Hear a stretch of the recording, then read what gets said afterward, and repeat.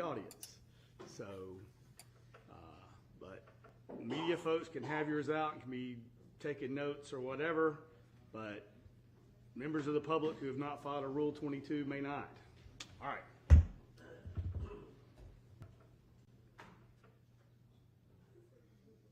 So make sure you have it on mute, and if you're not certain, or if you have some monitor like I do that will go off even if you have it on mute, turn it off.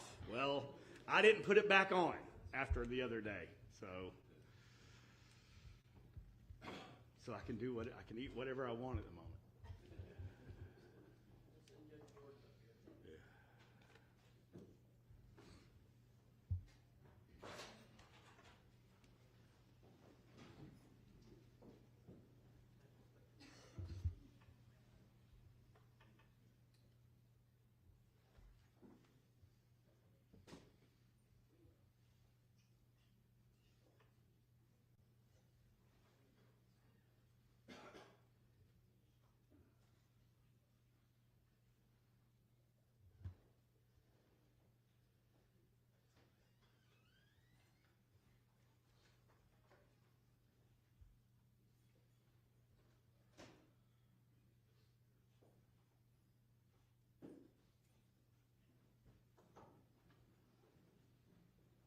All right, Mr. Ray, go ahead. May it please the court, opposing counsel, ladies and gentlemen. First off, on behalf of Mr. Weaver and Ms. Farris, thank you very much. I know that this has been, for y'all, a long 4 weeks, and definitely for all the lawyers, it's been a long 5 weeks of dealing with this case. And we note that you have been paying diligent attention, taking your notes, and we are very appreciative of that. And with that, and like I told you on October the 7th, when I did my opening statement, you're getting on the Ferris wheel. And it is, in fact, this family is a soap opera. And I think through the testimony that you saw that. Now, first off, the indictment, Ms. Frankish went over the indictment with you, so I'll just touch on it briefly. Count 1, malice murder. Count 2, felony murder. Count 3, aggravated assault. Count 4, concealing the death. And count 5, making false statements. Now, this is just to point out, Ms. Frankish pointed out that, we're disingenuous if we don't just get up here and freely admit about count 5 making a false statement. So I'll just go ahead and give you a preview that Mr. Weaver is going to be coming up with. He does not have a PowerPoint. He's got 2 books and about 10 pieces of paper, and he's going to be specifically addressing that with you. But what I will be doing in mine is walking you through what the actual physical evidence was in the case, and we're actually going to start by walking through the front door of the Farris property. Now, first off, with reasonable doubt. Reasonable doubt is the doubt of a fair-minded, impartial juror honestly seeking the truth. Ms. Franklin said it to you. I said it to you in opening. The judge is going to say it to you again. Mr. Weaver is going to say it to you again. And Ms. Frankish was right. There is a stair step. I found that several years ago, and I have used it ever since, and I absolutely love it because it shows what reasonable doubt is. Because you're not finding this case and deciding this case based on reasonable doubt. It is beyond reasonable doubt. So it's a doubt that you can give a reason for. They have to go beyond that. They don't just get up to the reasonable doubt step and stop, because that's not guilty. They got to get up on that top step, beyond that doubt. And it is a long burden. Look at all the stairs, no evidence until a reasonable suspicion, probable cause, preponderance, clear and convincing, reasonable doubt, and then finally beyond reasonable doubt. They have not come even close to beyond reasonable doubt. The state has introduced a case to you and spent 4 weeks presenting evidence, and it is so full of holes, and we're going to go through all of those. Remember I told you about when John Luke and I were getting ready for this case, and he had kind of hit a wall that day. And he was like, I'm leaving. I'm done. Can't listen to any more interviews. There are so many hours and hours of interviews in this case. He was like, I'm leaving.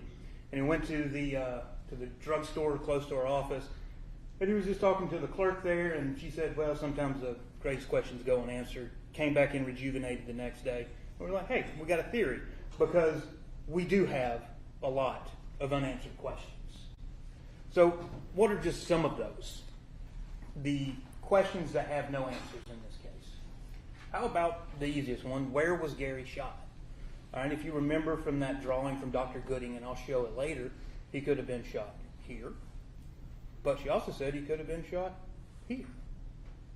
They don't actually know where he was shot. They don't have an entrance wound. They don't have a wound path. They don't have an exit wound. And in fact, and I'll go over it more later, Dr. Arden stated that the bullet is lodged in the soft tissue, never entered the body cavity. And that fact, that bullet that they found in the burn pile, there's no way that it would cause death. It would cause some bleeding. He said it could possibly bruise the lung. But in his medical opinion, it's impossible that that bullet caused the death. How was he put on the burn pile? This trial started out, it was a week of establishing the fact that they have a tractor. And there are now hundreds of photographs of a tractor and an RTV. But how did he get on there? And we'll go through what the tractor and the RTV shows. Where is the gun? No idea. How about where are the bullets? No idea. Scott's odd behavior, and I'll talk more about that shortly. How did Gary even die? And that ties into where Gary was shot. You heard Dr. Arden say that he would have to say that the manner of death is undetermined and that the cause of death is undetermined. And he said that because that was his medical opinion. And he was very clear in stating that I am saying this because I just do not have the facts. And I have not been given the facts. And the state hasn't shown me the facts to be able to make to a medical certainty of what the cause of death was and the manner of death was. And there are countless others. And we're going to be going through several. So, walking through the crime scene. This is the front door of the Farris home. You'll remember from talking, or from the testimony to that point in time, he was an investigator, now he works at the school. Shaw, you remember him. Shaw stated that he was brought back in, I don't think he can remember who told him to, but there was a blood droplet. I don't think my little pointer will work on the TV, but it's right there, kind of underneath the window in the middle of that hallway that there was a blood drop, a potential blood drop. But what ended up happening, that blood droplet was not collected or tested, and actually when they brought Agent Coffey out, or Agent Honey, they didn't even have her blue star it either. So there is a spot on the floor of unknown origin, and nobody knows actually what it is. Moving further into the house, into the dining room, and you'll remember if I'm facing this photograph, the door to the stairs to go down to Gary's living quarters, it would be to the left. Agent Honey sprayed this entire area, if you'll remember from her testimony, in Blue Star. Nothing. Not a single drop of blood, except for when you turn and on that same rug. That's the rug there, and that's up toward what would be the left-hand corner of the rug. There's a single drop of what she said is possible blood because it reacted to the Blue Star. Wasn't collected, wasn't tested.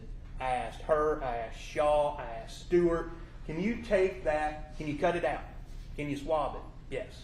Yes. Have you ever done that before? Yes. Did they do it? No. They didn't do anything. They literally took a photograph of it and said, well, good enough. And you're going to hear a lot of that in this case. It all seems as a lot of good enough. And actually, they came in and they're sitting on the front there, which is perfect. Because a lot of them, if you heard us when we were questioning them, it's like, why didn't you do that? And what's the answer? I wasn't asked to.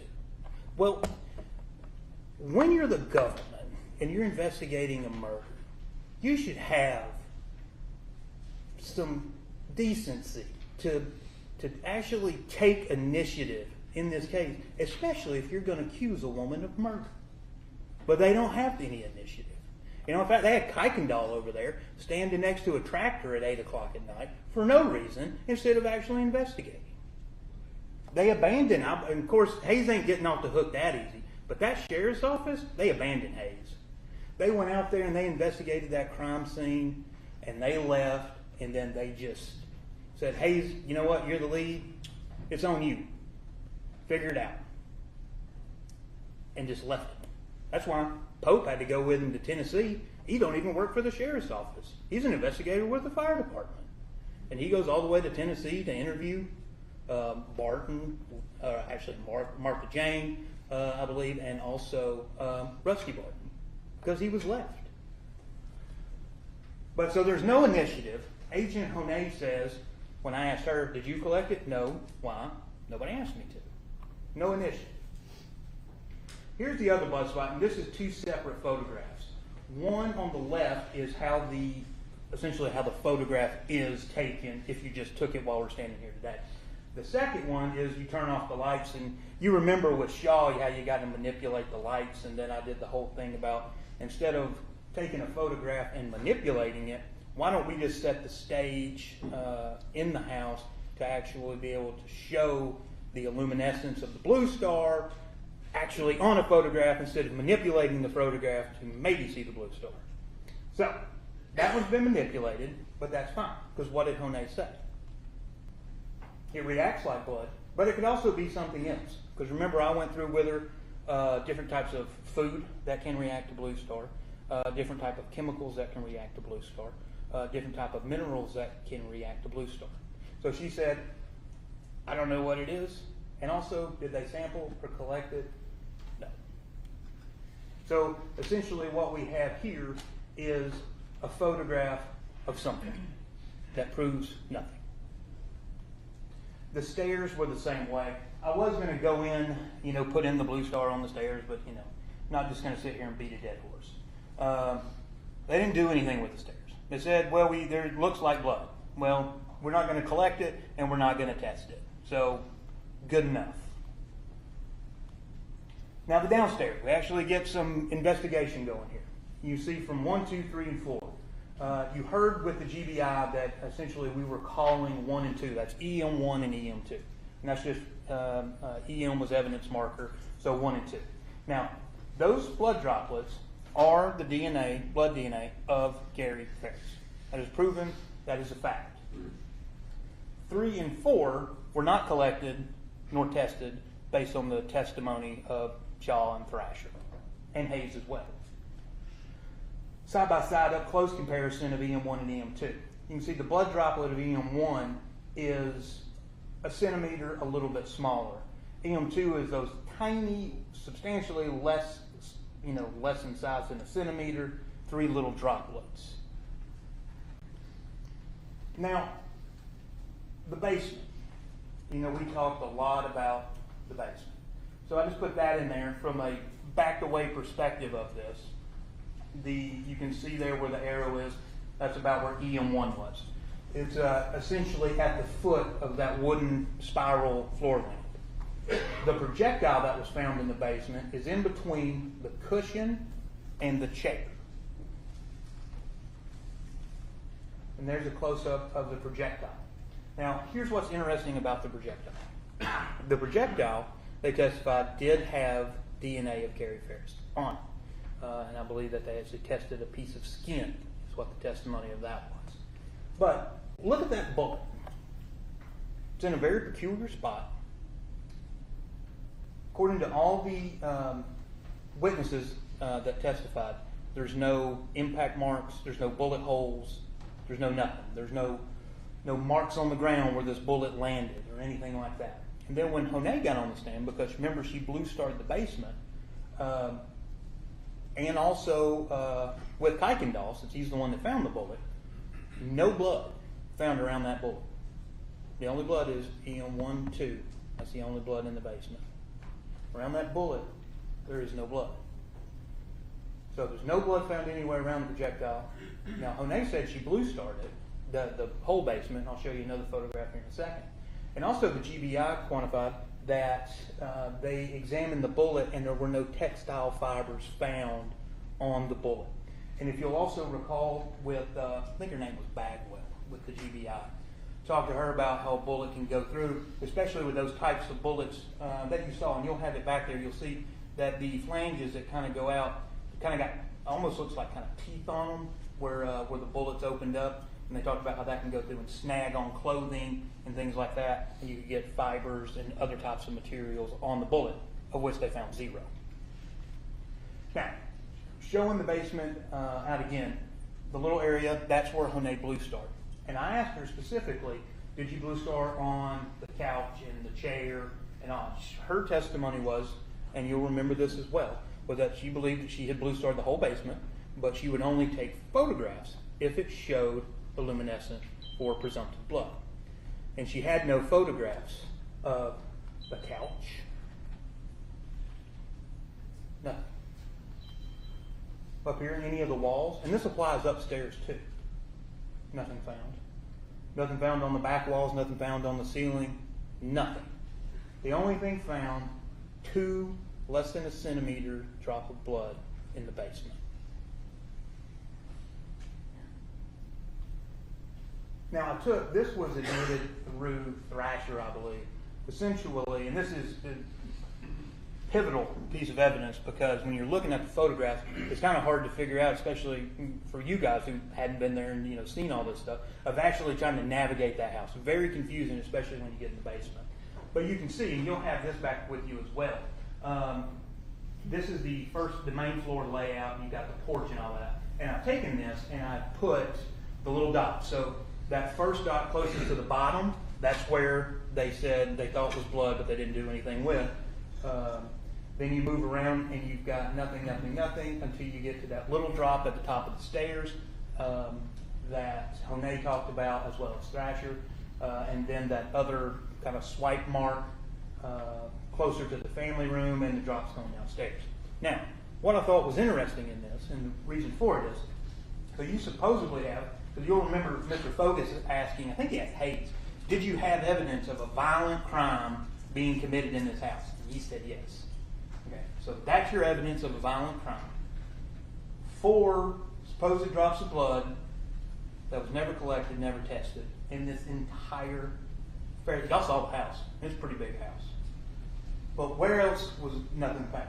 Or what else was found? So we got the living room, there's nothing. Kitchen, nothing.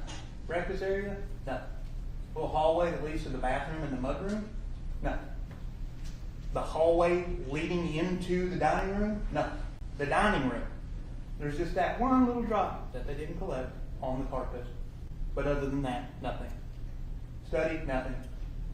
And most importantly, or second most importantly, that's the hallway that leads out to the garage, 0 found. Front porch, 0 found. Going downstairs, that's EM 1 through 4. You can see I've labeled it, the top 2 kind of bigger ones. It is hard to make a circle with a mouse attached to your keyboard where you just got to do it with your fingers. So pay no part of that. But also down here, so we got that, and we also got the projectile, right? So let's not forget that. But what else do we have? Well, we got nothing found in the media room or the workshop. We got nothing found in the bedroom. Nothing in the office, storage, utility. Nothing leading out of those sliding glass doors to the outside. And nothing leading out upstairs, going back again, no, don't do that, leading out the front door. This is pivotal. And also, you'll remember I asked, I think it was Shaw, and he hemmed and hawed around most of the stuff I asked him. But there's no damage to any of the doors, leading in or out of this house. So, any evidence of any dragging or any equipment being used or anything like that, and we'll get more into that later. But there's no damage to any of the door frames, the doors themselves, nothing. Now, this was, I think, aerial, one of them. And I put a little campfire, so that's my burn pile.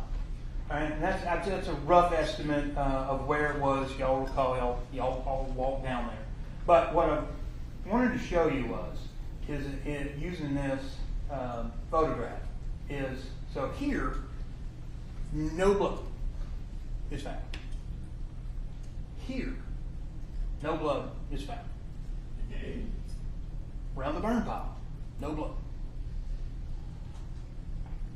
No blood, no blood, no blood. Not a single solitary drop of blood from anybody. Melody, Gary, no one. And we'll go into the tractor because you're probably like, well, what about the RTV and the tractor? We'll get to that. So that just shows all of those law enforcement. I could name, about who was there. Hayes was there, Shaw was there, Thrasher was there. Eckhart was there. I think Hans was there. Ballard was there. I mean, all of these people, all of these investigators, all of these law enforcement officers, EMS was there, fire was there. All of these people, and not a single solitary drop of blood is found on the outside where they claim that a violent murder happened. The outside of the house. This came up because you've heard, probably didn't know what a preliminary hearing was. There's no point to learn it now, but you heard you heard Amanda talking about it. I learned it at the preliminary hearing.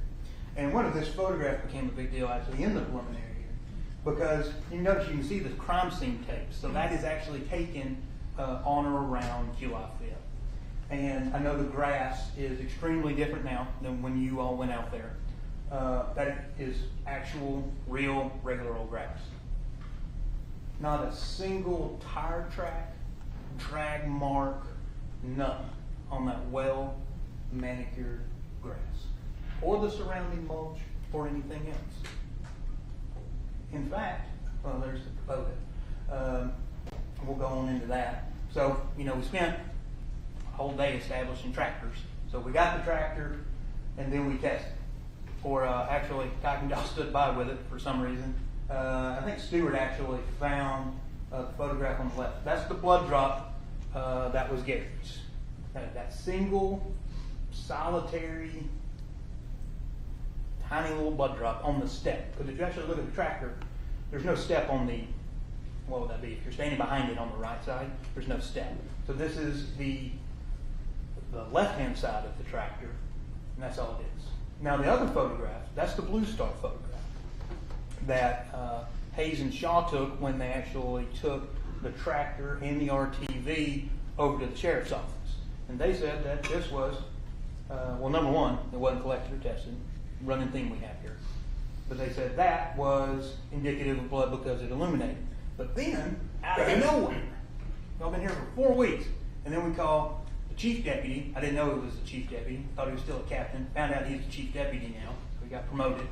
Found out, why did you call in the GBI? And I was going to ask him that anyway because he was the head of CID, so he had to be the one to approve it. And what did he say? But our Blue Star expired. So there's now evidence that the Blue Star that they used in this investigation was actually expired. And that they believed that it was necessary at that point that they needed to call in the GBI to do Blue Star testing because they didn't have any that wasn't expired. Nobody told you a single word about that. And all of the testimony about Blue Star by the sheriff's office until Pinion came and said, no, I called in the GBI because we didn't have any that was good. Not that it matters anyway, because yet again, not collected or tested. Now, the bucket. No blood, no DNA, zero evidence whatsoever. There is nothing that indicates that tractor was used to move Gary Farris's body at any point in time other than a tiny drop of blood on the stairs, and there's plenty of evidence that Gary used the tractor. In fact, it was his tractor. He can use it if he wanted to. And there's a tiny drop of blood on it. But where we're talking about a murder, we're talking about moving a 6'5", 300-pound man, we got to have a way to do it. Use the tractor. Nothing. Somebody that the state says was shot 2 or more times, and there's not a single drop, not blood, not skin, not sweat, not hair, nothing found in the bucket of the tractor. Also, the back. I was just thinking last night while I was putting this together that maybe they tied a rope around it, and we'll get into ropes and stuff later. But on the back of the tractor, nothing. Blood, actually no blood, suspected blood, or DNA, or any evidence whatsoever on the back of the tractor. So the front has nothing, the back has nothing. Now the RTV kind of shifted, and then it seemed to me like in the middle of the trial almost, or not necessarily in the middle, but during the physical evidence part, that things kind of twisted. It was, well, we've got to abandon this tractor idea because that's not really working out. We're switching to the RTV. It's a little easier. So, of course, we got a Blue Star tested too. But there was Melody's blood was found in the GBI testified to this, on the L2 shifter. There was no other blood or other DNA found on the RTB. Now, here's what's interesting though. L2 shifter, that's how it's labeled. You'll have a copy of the GBI report back there with you. That's what they call it. Problem is there's zero evidence or photographs of it, of the interior of the RTB, and nobody testified what the L2 shifter is or does. We have no idea. I don't know if that's what makes it go front and back. No clue. It's just called the L2 shifter. Now here's the blue star, yet again expired, on the RTB. So it is very hard to see, but so I'll put the circles around it. So that is on the, we'll go with the left side first. That's on the, looks like the driver's side of the Kubota. Those little drops. They said that was presumptive of blood. Then on the back, where that indention is on the left-hand side, there was a little blood there, or what they thought was blood. Now, and keeping the theme of this case rolling, not collected, not tested, not sent to the crime lab. Also, remember, because I asked who would that have been? That would have been Shaw. I asked Shaw specifically. That tractor and that RTV, what'd y'all do with that Blue Star? And he was like, we hosed it down, the whole thing. Remember, we got a violent crime, a violent murder. The state's trying to say that this was potentially used to transport a 6'5", 300-pound man. Where there is absolutely no DNA based on the Blue Star, and actually their own physical examination of the RTV is actually in the bed of it. Nothing. And also the Blue Star was expired. Now, this just occurred to me just out of other reasons. I just wanted to go because people were just, you never know what a jury's going to think and what other people think. So you just try to cover all your bases. So thought about, maybe they used a winch to get Gary out of the house or something. But there's no evidence of a winch at the house. There's no evidence of a winch on the RTV. Four-wheelers, well, I ain't got a four-wheeler. Got an RTV, it's got no evidence on it. No evidence of any ropes, cables, straps, sheets, tarps, horses hauling, dollies hauling.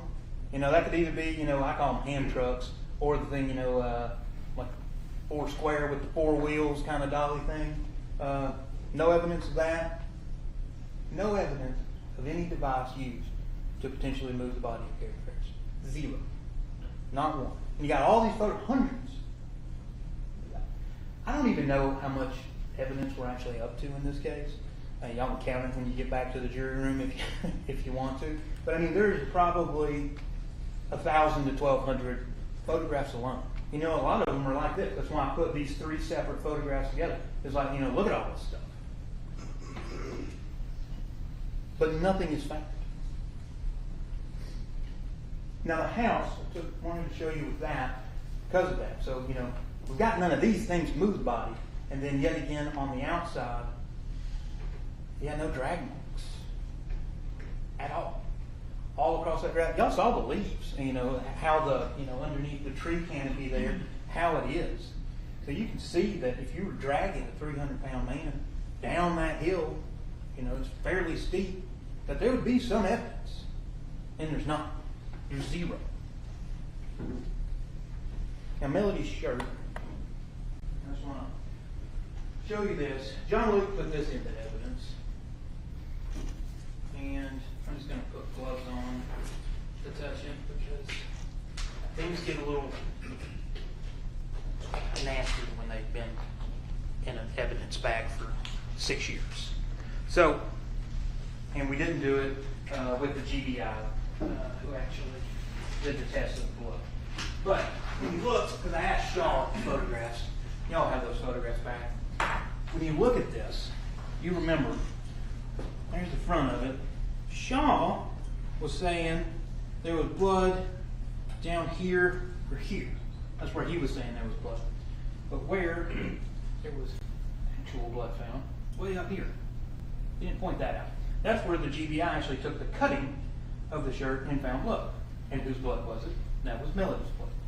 Now, they called the other lady with the GBI who said that she tried to run what was called a true allele test. And all true allele is just a computer program that can potentially try to separate two different types of DNA. And it couldn't do it. It just said that there was Melody's DNA and there might be the DNA of somebody else of unknown origin and unknown type. So we just don't know what it is. So it didn't work. So you got Melody's blood on her own shirt, and you also, on a pair of shoes, that John was also put in, there was a single drop of blood on Melody's shoe. And yet again, this is Melody's own shoe. Now, why is that kind of important for me? It goes to show the quality of the investigation. Because why take those things, send them off to be tested, if you're not going to do the basic thing? Hayes never asked, and we have no evidence of, did Melody wear the red shirt on the 3rd, 4th, or 5th? We know she didn't wear it on the 5th because she's photographed her on the trail cam. So we don't know. No evidence she even had the shirt on. We don't even know. You know, Hayes said he found it in the closet. Remember, we kept asking people where you found the shirt, where you found the shirt. No, it didn't. He just said I found it in the closet. We don't know. Was it hanging up? Was it in the dirty clothes? Was it laying on the floor? No idea. But again, there's a shoe, Melody's blood. So, going back to no evidence on the 3rd or 4th that she had those things on. I mean, it's her own clothes with her own blood on it. And there is evidence, remember, because she broke the plate, and that she actually had a cut on her finger. That's in evidence. So, there you go. But they didn't take that initiative that you have to when you're investigating somebody for murder. Take the initiative to say, hey, this shirt's got blood on it. When's the last time you wore it? You know, let's document where we found it. Let's take photographs of it before we pick it up. Let's do those simple tasks. But they don't have the initiative. Shoes, who knows? I don't know when the last time she wore one. Put this in. You'll have it back there. I tried to cut and paste using paint. Didn't come out too good. But I just know what it says. These are the blue shoes and the T-shirt saying that is the blood of Melody Farris. You know, fine. It's her own clothing. It's her own blood. And her fingers cut. We don't even know when she had it on. Also, they sent off some towels, if you recall. Very limited testimony regarding these towels, but they sent off, it looks like 26 was the package, so A, B, C, D, E, F, sent off 6 things. 1 white towel, 5 white washcloths. 2 of those, or all of them, it looks like A and E didn't pass the test. It says 2 presumptive tests for blood did not produce the same result. And the GBI testified that basically they did a preliminary test on it, and they do it twice, and it gave different results. So they said, well, at that point in time, we can't tell you that's blood, so we're just not going to test it anymore. The other items that they sent down there were negative for blood. Now the barn. The bane of my existence, that nothing was really done in the barn other than Lieutenant Stewart. And, you know, I kind of feel bad for him, kind of like I do Hayes sometimes, is he just got told to go out there, but to his own fault, he didn't take any initiative. And yet again, when you're investigating a murder, you got to have some initiative. Because he took photos, wasn't asking about Blue Star, all that. He said, I wasn't asked to do it. And one thing is, going back to Lieutenant Stewart, he works in the courthouse now, so I see him every day. And, you know, I was even talking to him this morning. But at the end of the day, it's like, you got to do your job. Whether or not I like you. Lindsay and Allison over there, every day. Talk to them almost every day. See them every day. Most of the deputies in this courthouse. But I tell them the same thing. If you're going to charge my client with murder, then you better take some initiative and actually investigate. So the barn. They took photographs of the barn. That's it. That's literally it. And we had pointed out, and I'll switch the slide in a second, just because we were going through, and I'll kind of lay the framework for this, what we did is our staff, who they got here late, and so they did not get a seat, are standing over there, 2 of them. Now, they had to go through and print out every photograph in color in this case. One folder that is from July 15th has 2,006 photographs in it. And we had to print, and that's one folder. There's probably almost 3,000 photographs taken in this case in total. So we printed all of those out. And John Luke sat there listening to interviews, flipping through photos. And then I started going through and flipping through photos. And then we started noticing that, Scott living in the barn and, he's a 30-something-year-old man, probably not going to be very clean. It wasn't too bad, but his living quarters, pretty nasty. Dog feces all on the floor. Not the cleanest. I'm kind of a clean freak, so I pick up on that. But what was curious to me, a 30-something-year-old single man living in his parents' barn, that bathtub and that sink are spotless. And law enforcement took no initiative to say, okay, this is kind of weird. The rest of the house ain't too clean. Why is this absolutely spotless? And also, there's a magic eraser in the bathtub. I mean, at a minimum, could have blue starred. What if he was washing off blood? But we don't know, because they don't have initiative. Same thing, you'll remember, or you're probably wondering, like, why in the world are they putting these in the photograph? And I don't have it on a slide, but you'll remember downstairs in the barn, I think Mr. Fogus put in some, and I put in some too. There's that drain, and there's a water hose running over to the drain. We actually took close-ups of it. No blue star at all in the barn. And they had, they can't use the old, it's expired excuse, because they called Monet out there, and I asked Monet, did they ask you to go out and blue star the barn? What'd she say? Nobody asked me to. The bullet. This is just more for my own curiosity why I kept asking these questions. And the answers were kind of shocking. We know the bullet on the right. We know who found that. That's the one from in the basement. That's Kuykendall. He found that. But the one found in the rib in the burn pile, of who found it. Dr. Gooding, remember her, she was the actual anthropologist. She said she found it. Now, before she testified, Detective Westbrook testified. If you remember him, kind of the bigger man with the beard that we put in the photographs of Melody's car. He said he found it. Sally Sims, the coroner, who made herself a witness in the case somehow, she said she found it. And then everybody's favorite investigator, Shaw, he claimed he found it. It's just puzzling as to, what is supposedly a critical piece of evidence in this case.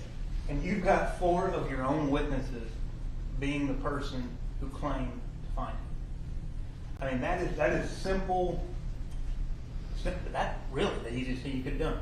Because who saw it first? Documented, located bullet, rib, done.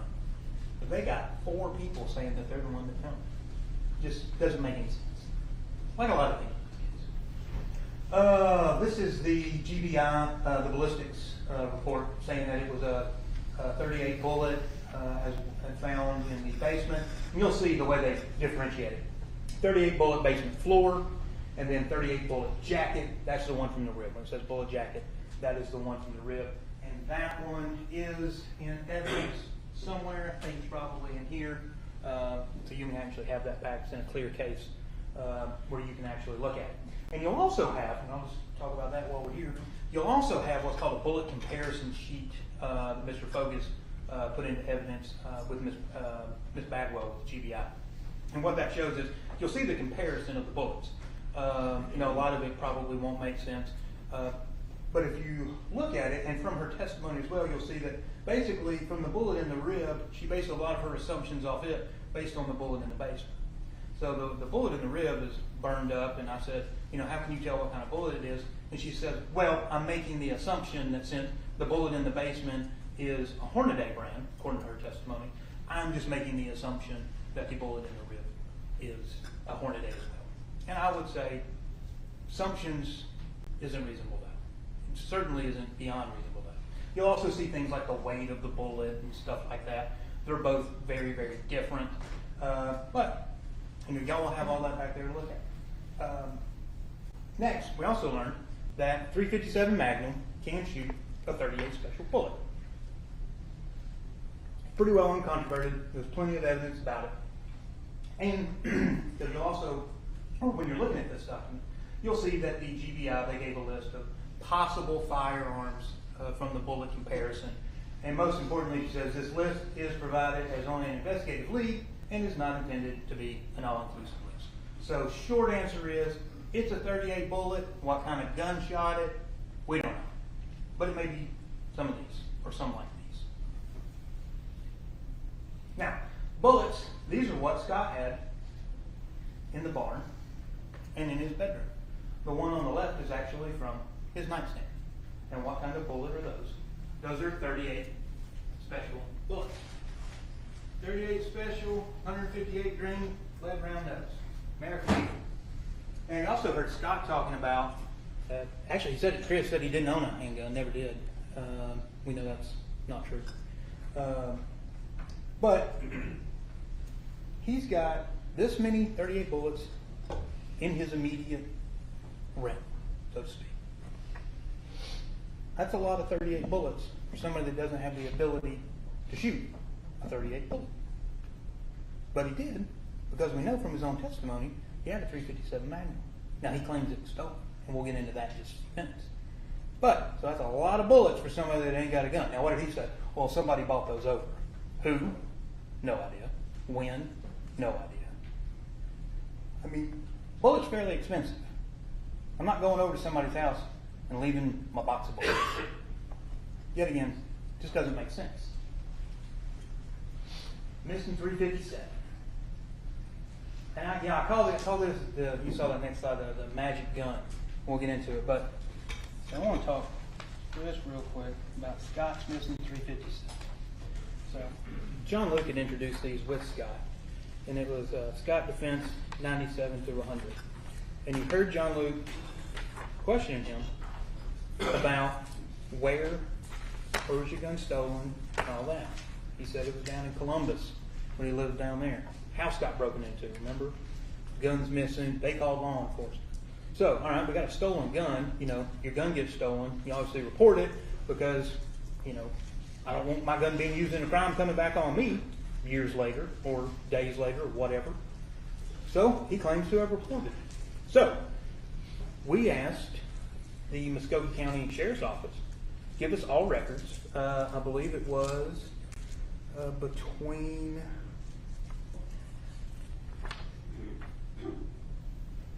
a certain year time frame regarding a 357 Magnum, other firearms belonging to Scott Walker Farris that were reported stolen. We are requesting copies of any incident reports 911, and we asked for that to be between the years of 2008 and 2015. And Muskogee County Police Department, from the sheriff himself, Scott 98, in response to your open records request submitted to the Muskogee County Sheriff's Office, please be advised that the Sheriff's Office was not able to find information requested in your details you gave. Therefore, there are no documents that exist. So, Columbus is a big town. Had to call my buddy Cody, because he's from Columbus. Actually, I asked him what county it was, because I didn't know. So we found that out from him. Then we went to Columbus County Police Department. Sent them the same records request, 2008, 2015. Good day. There are no records in our system for Scott Walker Farris. I did check our jail system as well. No records. He sat on that stand and told you, under oath, that his 357 was stolen. So what is more likely? That his 357 was never stolen, or that two law enforcement agencies lost the records of a stolen gun and a burglary that he claims to have happened. Now the magic gun. This, you know, I have been on this case longer than anybody. Longer than all. I've outlasted every prosecutor. I don't even know what number I'm up to now. I've been on it longer than John. The only person who has been involved in this case longer than me is Hayes and Miss Farris, and then me. And this has infuriated me from the get-go. And I have waited for 6 years to get to stand here to talk about this gun and this absolute nonsense that the sheriff's office took hook, line, and sinker from that man's mouth on July the 5th. The magic gun in the basement. So what did Scott say this gun looked like? That it looked like that. It was chrome, it was a snub nose, he didn't touch it, he didn't take it out, it was in some kind of a holster, but he could see what it was. Remember, he didn't want to pull it out because DirecTV guy's there. And I would also tell you, you'll have back the text messages that Gary tells him to come over, the DirecTV guys coming. Now you can read those and use your own common sense and reason. I can't tell from those text messages because Gary actually tells him, come here, I need to show you something. It's like SSR, whatever it is. And then they talk about DirecTV guy got pushed back to 2. And it almost seems like in those text messages, he's having Scott come over just to help with something that he's actually there. Not Scott's version where he's having to go over there to let the man in. So you'll have it, you'll read it. It's just a little something to think about. So that's what Scott says is that he finds or he goes to look for. First he finds, tells no one, and then he goes and looking for it on July 5th. So it's in the basement. Now Martha Jane, she'd stay for the end. What did she say? Looked something similar. She actually said she couldn't tell what color. She didn't know what color it was. Now Jenna, that was out of the blue, got on that stand and said, August 2024, over 6 years later, here comes Jenna into their office and says, guess what? I saw a gun too. And that's what she told the investigators. And they actually made her, and it's in evidence, you'll have it back there with you. If you'll remember, we actually put it in 3 different photographs of guns and said, pick, what gun did you see? Wanting it to be that, to corroborate Scott and his lies. But nope, they can't hold it together to do something like that. She picks a completely different looking gun, wood handle, black, and that's what she said that she saw. And we'll get to the locations here in a minute. Now, Chris, on the other hand, yet again 6 years later, he hops up on the stand, and guess what? He's seen a gun too, but he didn't see it in Purcell Lane house. He saw it back in Alpharetta. Remember, it was just laying on the kitchen counter, and he's never told anybody, and he took it and he put it up on top of the refrigerator. And what did that gun look like? We don't have a photograph of it because it's not in evidence. But he said it was a silver gun with an ivory handle. Ladies and gentlemen, what I would propose to you, what that is 3 people trying to corroborate one. The problem is they just don't have the capability to hold it together because it's a lie. You know what Mark Twain said, that you don't have to remember anything if you just tell the truth. The problem is when you're lying, you've got to remember the details of what you're saying. So Jenna knew to say it was a revolver. She couldn't remember the color, couldn't remember the handle. Chris, same thing. He remembered the color, but he got the handle wrong. He also got the location wrong. He said he saw it. They moved to Purcell Lane in 2013, so it had to be before 2013. Chris never told law enforcement in all of his interviews, sitting there talking to Hayes and Kuykendall and Pope, never said anything about this gun. Jenna never said a word in over 6 years about seeing a gun in that basement. Martha Jane, yet again, she's got her own slide. 2019 to 2024, 5 years, 2 law enforcement interviews, nothing. And Scott telling law enforcement within minutes of arriving on July 5th. Remember what Chief Deputy Pinion said? He's literally just walking down the driveway to the house to get things checked on, and here comes Scott. And then he said, he changed the conversation, and he starts talking about a missing gun and affairs and pointing the blame at his mama. Immediately. And you heard it from Amanda too. Amanda gets there, I'm going to check on that gun. You don't even know what's happening. You don't know where Gary is, supposedly. You don't know that might be a gun involved. You don't know anything. Why are you looking for a gun? Frankly, also, why are you these kids? Your dad's missing, and let's go through and let's look for his wallet. Let's look for guns. Let's see, where's his credit cards at? You got Emily days later trying to access bank accounts. Pope had to go out and freeze all the bank accounts. Took all Amanda's money. Hadn't done anything. Nobody accusing Amanda of anything. But all her money got frozen too. Remember, because I think she said it was about $800, and that's all she had.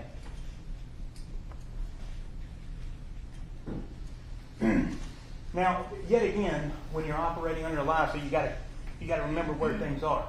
Scott said in the left-hand photograph, that's where the gun is. That's where he saw it with the DirecTV. Jenna, knowing it was the basement, but can't keep it in the same place, puts it over there in that thing. I don't know what it is. Armoire, whatever.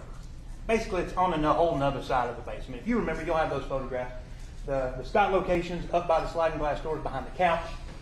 Jenna's location is over essentially behind the bar. Two different locations. Now, here is my whole point of law enforcement buying this whole magic gun theory from the get-go. Oh, and also, Scott saying it was a snub nose. What does every human being that knows anything about a gun think when you hear snub nose? 38. That's just the first thing that pops in your head. 38 special, all that stuff. That's what people think about. So he was very clear in saying it was a snub nose.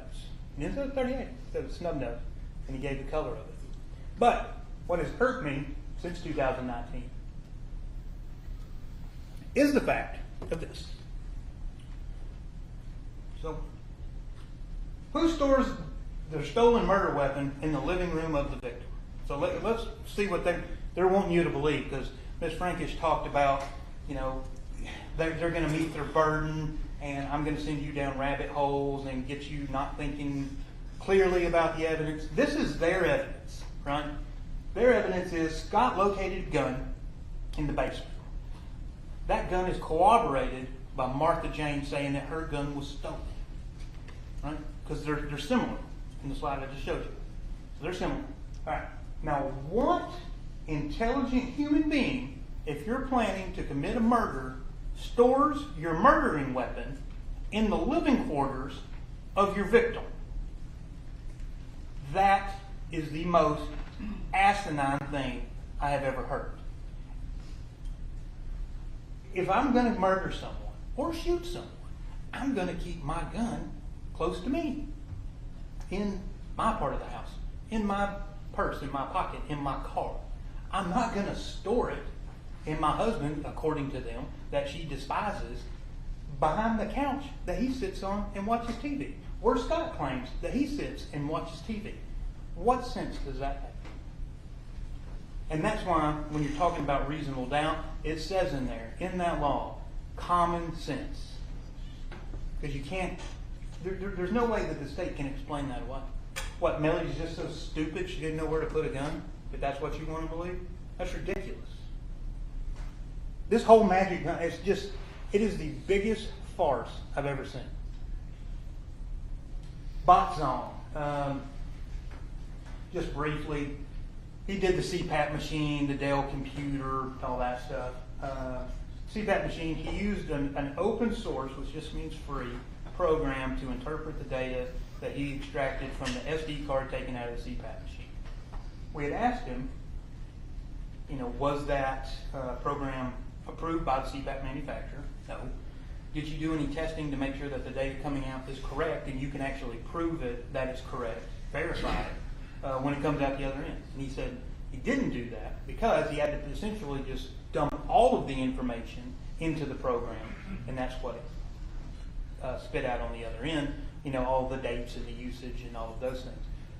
So remember, I asked him, I was like, why don't you just take July the 1st, plug it in, see if the data comes out and matches, then you've got it verified that this program's actually doing what you would expect it to do.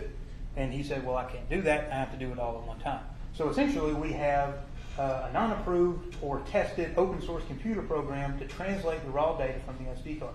So you can't determine the accuracy of the translation. Even Bob couldn't say that it's correct, what he was testifying to. He can just say, here's what this program that's not approved says. Also, the trail camera. Scott admitted to deleting the trail cameras on July 5th during the middle of the search for Mr. Farris. You didn't hear any evidence of Scott telling law enforcement in any of his questioning and interviews or anything like that about deleting the trail camera. You just heard that from the stand while he was testifying. But, talk about the trail cameras. So that is 12/12/75/2018. That is Scott. He admitted that's him. Amanda also identified him. That is him walking up to the trail camera. Now, what you may be wondering is, how do we know that that's when the photographs were deleted? Well, we know that because there is essentially a way to print out the photograph to where you can get the data, call it metadata, call it whatever you want, of each of the photographs that were on the SD card. The two relevant ones, you see on the top one, Scott walking up, and it says deleted at the bottom, deleted true. That means that it was in fact deleted. So every photo before Scott is deleted. And then he's picked up on trail camera at 12:16, and it says deleted false. He's walking by covering his face. So he essentially deleted it and then got picked up walking by it 4 minutes later. Now, what was his excuse for that? Well, just searching for my father. I think a gun's missing. I'm worried about his safety. Need to check the trail camera, and I just always delete photographs from the trail camera whenever I go and check it. In the middle of searching for your father. State's evidence. All right, state's experts. Dr. Gooding, Pope, and Atkinson. Gooding was the anthropologist, Pope was the fire lady, and Atkinson was medical examiner. So Gooding, remember I told you this would come back up. Best we can tell, or best she could tell, is that bullet found in the rib is somewhere around those black arrows. And remember she said, and this is important, I think, their own evidence is saying that bullet is front to back. Right? Front to back. So, first off, the body got to the crime lab July 7th. Claims of projectiles on the inside of the rib. So, remember as Dr. Arden explained to you, bullet's going. Their expert says that bullet is front to back. That is her expert opinion. Fine. Dr. Arden said we accept that as a fact. If that is a fact, that bullet is here. It is lodged in the soft tissue in between two ribs and did not enter the body cavity. Therefore, that bullet could not cause his death. Claims trajectory is front to back. Dr. Gooding didn't know if the projectile lodged in soft tissue is from the front or the back, but it says it's a sternal rib end. And so that's when I asked Dr. Arden about what is sternal rib end, and that is the ribs that are connected to the sternum, coming off at the end of the rib. In the front, remember, if you remember from his testimony, I was able to show him with the little hand on the PDF. Yet again, Gooding couldn't tell him, none of them could, tell me about any vital organs. And what Dr. Arden said is you can't say it hit any vital organs, and that bullet, if it went front to back and it's right here, it didn't go into his body cavity. Also, most importantly, Dr. Gooding found no damage to any bones by projectile or otherwise. So there is no evidence, according to the bones, really, or the soft tissue, there's no evidence of saw marks, cut marks, knife marks. No evidence to the rib where the bullet is found, lodged in between the two of them. It had not been damaged. And there's no other damage to any other bone other than thermal damage caused by the heat of the fire. So, looking at it from the state's case, they want to say that Gary Farris was shot 2 or more times. Right? If that is the case, he shot 2 or more times and not a single bone in his body that they can find was damaged. Now this is Dr. Pope. That's just a little snippet of her report. because I just wanted to read basically her findings to you. She said that that's easier if I just read it. The fire that burned this victim's body is consistent with a single burn event where the fire was set and left to burn as a slow rendering fire. And then for some reason it says in parentheses hours. That remained undisturbed until discovered as a crime scene on July the 5th. The duration of the fire was less than 24 hours old. You'll remember from her testimony, she made that assumption based upon how hot the fire was when law enforcement arrived on July 5th, somewhere around 1 o'clock or so, 1 o'clock, 2 o'clock, whatever that is. Now the important thing is, at 24 hours. I also wanted to point out, so it's post-testimony that Gary's remains are in that state of cremation, being on the burn pile 24 hours or less. Okay.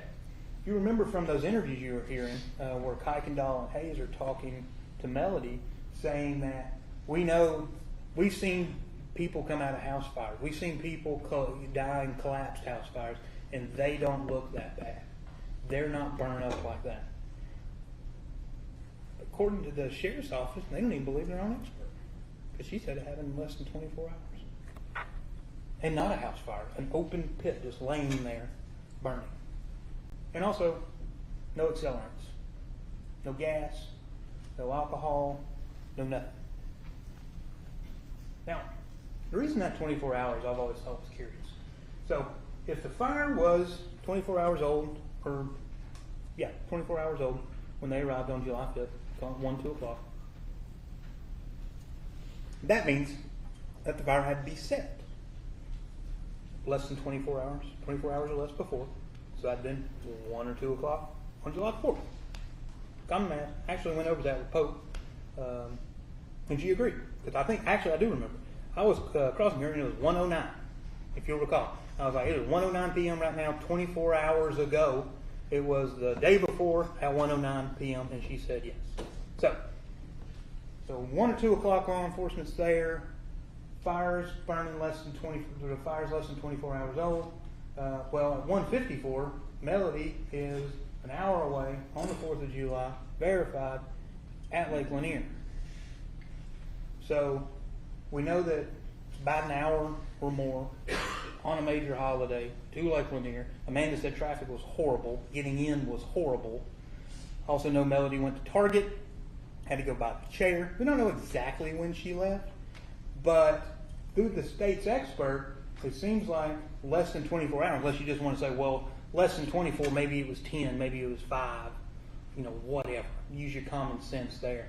But if you put it around the time of 24 hours when that fire was started, according to their expert, Melody's in Lake Lanier. She wasn't even on the property. And that is verified by that receipt, that is verified by Amanda, that is verified by Cameron as well, that Melody wasn't at Purcell Lane, that she was at Lake Lanier. Now, Dr. Atkinson's report, you'll see, this is basically the summary of the findings that Dr. Arden was referring to. I probably should have put it up when I had it. But it says basically you can't find entrance wound and unable to assess direction of a wound path. And like Dr. Arden said, a wound path is a bullet going through bone and muscle and tissue and subcutaneous fat, being able to track the path. Now, Atkinson was the whole copy and pasting. I'll get to that in just a second. But he couldn't say what organs were damaged again. Remember, I asked him, did he die of blood loss? Did he, was his heart hit, lungs, liver, all of that? He says he don't know. They want to blame everything on the fire. Dr. Atkinson couldn't say to a medical certainty that Mr. Farris was alive when he was shot. He did not want to answer that question. And if you recall from his testimony, he started giving him this big, long spiel about how I was like, no, you answer my question. Can you say to a medical certainty he was alive when that bullet entered his body? And he said no. And that corroborates what Dr. Arden is saying. Dr. Arden, complete honesty, was like, I'm not saying that you can't say that this is a homicide, but I'm just saying being academically honest with, I think his word, is I can't say that it is or is not. And when you've got is or is not, then you've got undetermined. And when you can't tell me to a medical certainty a man is alive when a bullet entered his body, then how can you say honestly to a medical certainty that a bullet killed him? And you can't. Dr. Atkinson couldn't say what rib the projectile was lodged in. He actually knew less about the rib and the bone than Gooding did. And the reason why is because he just copied, and he admitted to it, he copied Gooding's findings directly from cut and paste, directly from his report, her report, into his report. He never went out to that scene. He's putting things in this man's autopsy, talking about it was found on a burn pile, and here's what we did, and all of these things, saying that these things are factually true. But he didn't go there. He didn't do any of those things. He's basically taken somebody else's work, hadn't proven that he's actually, verified it, other than just who she is, and just said, this is true and correct. I'm going to say it's a homicide. Dr. Ard, I've talked about it so much. Remember, he just said, look, I think actually what he said was, I'm not going to say it's crazy, to say that y'all have listed this as a homicide. I'm just saying, y'all haven't showed me, excuse me, y'all haven't showed me, and he had everything, he went over all the reports and everything, y'all haven't showed me to where I can agree with you to a medical certainty. He's like, I'm not going out there, I'm not putting myself out on that limb. Dr. Atkinson, he wants to put himself out there on that limb, be my guest. But Dr. Arden was not willing to do that. And you heard, I think he said, 3,000 autopsies that he had performed, been a medical examiner for 40 years, still practicing, got his own consulting business, all of these things. He's got all the credentials, in the world. And he's saying, no, I'm not going to go out on that limb based on these facts. And that in and of itself is reasonable doubt. Other witnesses.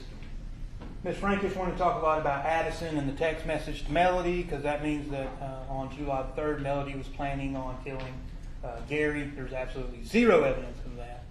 There's no text message, phone call, search histories, where there was any planning or preparation on July the 3rd. In fact, you'll recall Addison and Chris come out to the house. They come out to the house on the 3rd. She had just landed. Addison actually says they left, and then sometime later she texted Melody. And Melody didn't say, no, you can't spend the night. She said, how about tomorrow? And in fact, she did spend the night the next day with Cameron. But also with Addison, and the whole reason I called Cameron, y'all are probably like, this kid don't know nothing. But she did prove one thing. Addison, who is Chris's daughter, who was interviewed a year later, who testified that she's only hadn't had any contact with Melody, but had contact with Chris essentially through her mother, because that's how she had learned about the death and all of those things. But she made it seem like when they got out to Melody's house that Melody was not wanting them to go outside, didn't let them go outside, making them go get a bath way too early. You saw the text messages. It's 8:30 when she tells them to take a bath. They sneak out of the house, go get in the hot tub. Now, what's important, what Cameron actually establishes is Melody wasn't acting weird. Melody wasn't restricting them to go outside. That they went up to the barn. They went and looked at the horses. They went and saw the animals. They looked for Gary, and both of them confirmed they were down in that basement, and they didn't see any blood or any bullet. Nobody did. Nobody did on the 4th or the 5th. Anybody that was in and out of that house. Oddly enough, the last person, best you can tell, is the last person to come out of that basement is Scott before law enforcement gets there, looking for his magic gun that nobody's ever found and that nobody's seen. He's the last person to come out of that basement. And then the bullet is found. Chief Deputy Pinion, we've already talked about him. Him and Scott, he's just trying to see what's going on, and he's got Scott in minutes throwing Melody under the bus. John Lambert, that was really just to show the weird dichotomy, because Scott and Chris and Emily wanted to get on the stand, or did get on the stand, and basically say, oh, Daddy dearest, I loved him so much, I miss him, I can't believe this. While at the same time, you got Chris robbing him blind, him actually saying he was stealing, him admitting that he had used his bank accounts because he had the account numbers and all that, which is illegal, and he was doing it without Gary's permission. Gary actually texted him and said, your stealing has got to stop. Scott texted Melody saying, is he gone? Wanting to know if Gary was gone so he didn't have to do anything.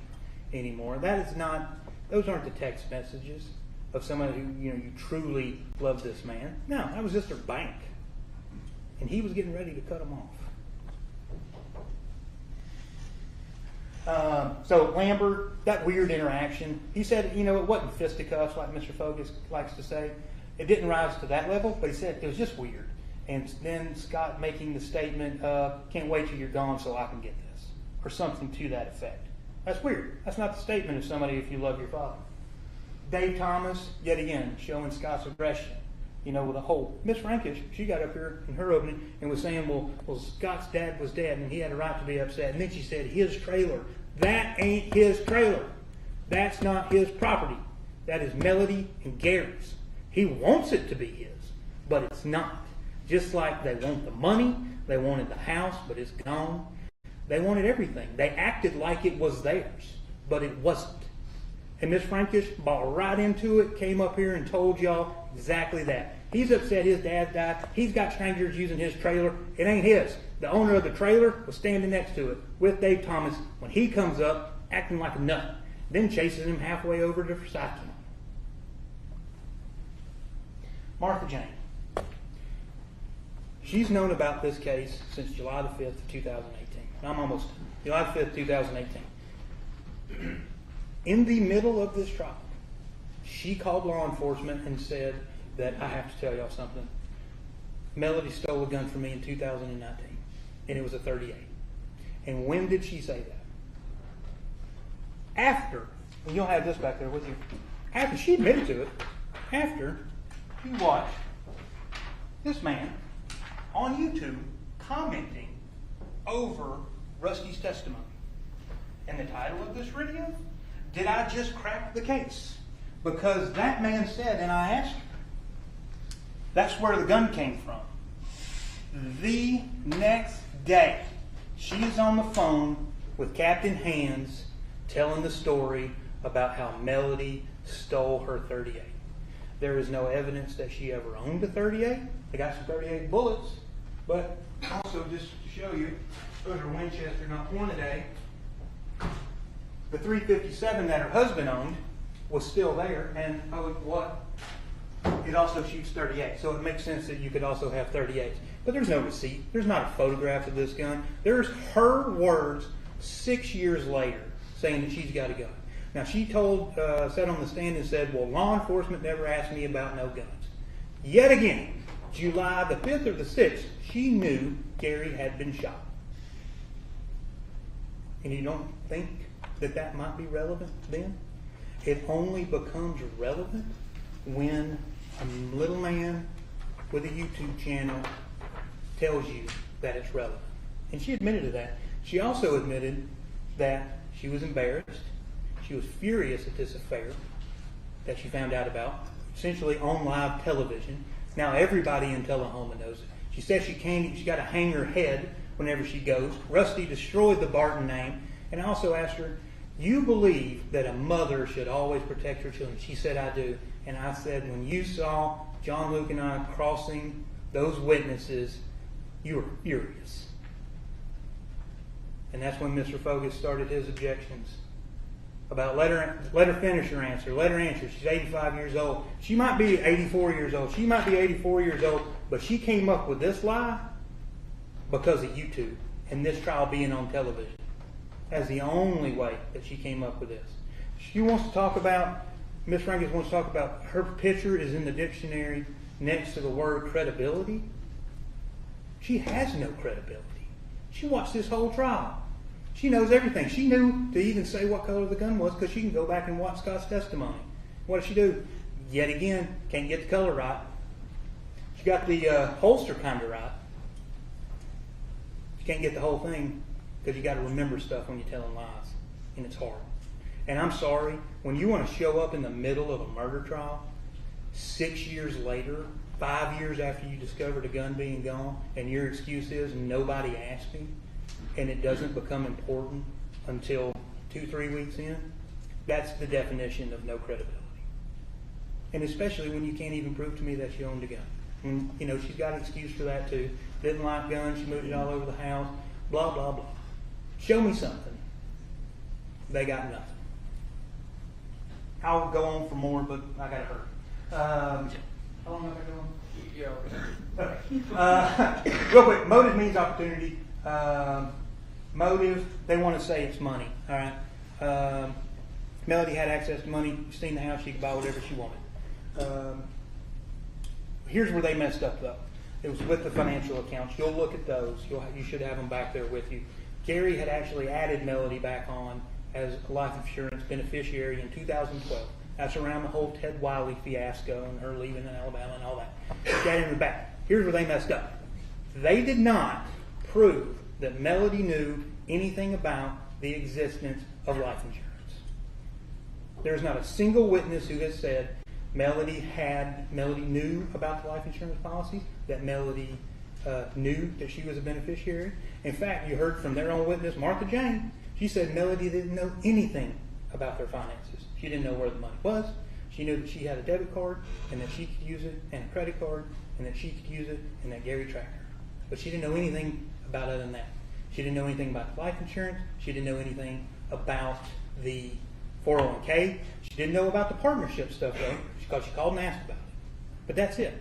They want to say that money is the motive, then you might want to establish some evidence that the person who's wanting the money even knows the money exists. The only thing that Melody knows about money existing in this trial that is a proven fact is a receipt in her car with $11,000 in the bank account. So with that, I'm going to just go ahead in there so John Luke can do his part, but that's the confirmation bias. And that's what it looks like. You remember I talked to you about that in the opening. Confirmation bias. They got their beliefs, and they leave all these facts. So with that, ladies and gentlemen, I would ask you to find Melody Farris not guilty of all these charges. Mr. Weavers, after a break, we'll be talking to you next. All right, let's take 5 to 10 minutes.